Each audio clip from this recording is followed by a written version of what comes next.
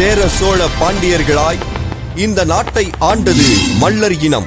ஒத்தது அறிவார் உயிர் வாழ்வார் மற்றெல்லாம் செத்தாரில் வைக்கப்படும் வள்ளுவர். 2000 நான் படிக்காம ஊருக்கு போய் குலத்தொழில் செய்யணும்ன்றீங்களா? ஏய்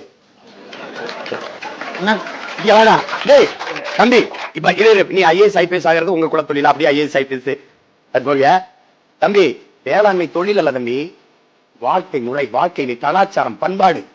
இங்க பாரு, ஏன் தொழில் இல்லைன்னா, தாய் குழந்தைக்கு பால் ஊட்டுறது எப்படி தொழில் இல்லையோ அப்படி பூமி தாய் தன் பிள்ளைகளுக்கு சோறு ஊட்டுறது தொழில் இல்ல.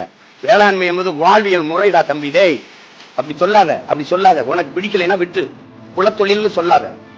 அது குலத்தொழில் இல்ல, குல தெய்வத்தின் தொழில். அதை புரிஞ்சு பேசு. வேளாண்மை என்பது உலகத்துக்கு உணவளிக்கிற தெய்வத்தின் தொழில்.